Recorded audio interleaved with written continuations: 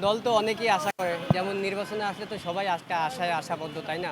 তো আমাদের সেই প্রাণপ্রিয় নেতা বিগত 17 বছর আশা করেছিলেন যে জনগণের আশায় আশ্বাস্ত জনগণের ক্ষমতায় হয়তো আমরা যদি নির্বাচনে হই তাহলে জনগণের সেবা করার সুযোগ কিন্তু সবাই চায়। কিন্তু আমাদের সেই প্রাণপ্রিয় নেতা তারেক রহমান আমাদের যে আশায় আশ্বস্ত দিয়েছেন, এবং আমরা যারা শ্রমিক জনতা আছি আমাদের কিন্তু আসলে আমরা অত্যন্ত খুশি যে আপনারা দেখেছেন যে ভাসানটেক কোরাল বস্তিতে যে উনি ভ্যান চালকদের সাথে কথা বলেছেন, এবং আমাদের সাথে গত মাসের 10 তারিখেও কথা বলেছেন, 12 তারিখে সরি, আমাদের ডেকে নিয়ে তার গুলশান কার্যালয়ে সর্বপ্রথম কথা বলেছেন কিন্তু আমাদের সাথে, রিক্সা ভ্যান অটো চালক দলদের সাথে।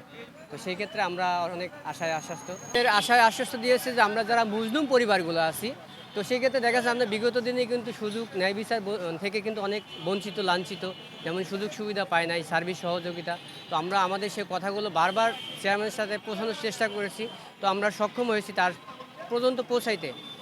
কিন্তু দেশে এসে কিন্তু আমাদের কিন্তু কিন্তু ডেকে নিয়েছেন। কিন্তু আপনারা দেখেছেন যে আরেকটা রিক্সা চালক আছে, নাম হচ্ছে আনোয়ার পাগলা, ভাইরাল আনোয়ার পাগলা। উনিও কিন্তু তার সাথে কথা বলেছেন আমাদের সাথে গিয়ে নিয়ে। আসলে উনি যে একটা উদারত মনের মানুষ, এটাই হচ্ছে তার একান্ত পরিচয়। আসলে আ ক্ষমতা বলতে কি, আমি একটা কথা বলি যে আমার হাঁড়িতে যদি চাউল না থাকে আমার মাই কিন্তু ভালো জানে, আমার বাবা কিন্তু জানে না। তো আপনারা বিগত দিনে দেখেছেন যে দেশ পরিচালনা করেছিল কিন্তু শহীদ রাষ্ট্রপতি জিয়াউর রহমান, উনি কিন্তু স্বাধীনতার ঘোষক ছিলেন।